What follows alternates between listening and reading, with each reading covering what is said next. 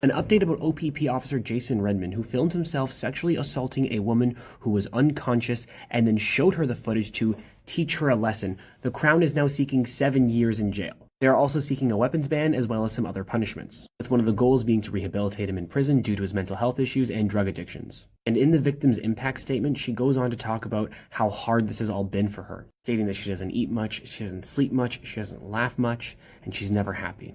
And this has to do with the fact that after the assault happened, he continued in the following days and weeks to mock and degrade and humiliate her. He demeaned her both to her face and to her friends. He actively bragged about the crime that he had committed. And he didn't even realize that what he had done was wrong. Yet this man is an OPP officer who is still getting paid to this day because he has not spent a day in jail, even though he has been convicted of multiple crimes, including assault and drug trafficking. The defense has also brought up that he is still dealing with PTSD, major depressive disorder, and ADD, and it's not a secret that to this day he continues to use crack cocaine, which, might I remind you, he buys using his taxpayer-funded salary, because he's still a cop and hasn't been fired, even though the OPP is trying to fire him, because Doug Ford still hasn't enacted the law that allows police officers to be fired when guilty of a crime. And the victim has gone on to say that because he has dragged this trial on for years, her mental health has continued to deteriorate, and she doesn't have health benefits to pay for therapy or medication, but Redmond does, all coming from the taxpayer. He has lived his best life on the river, facing no consequences, making astronomical amounts of money.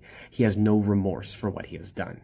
She also goes on to say that she does believe that people should trust in the justice system, that they should come forward about their abusers, and the justice does work. The system does work. We will find out his sentence on June 16th, and I will update you then. So follow if you want to stay updated on the story.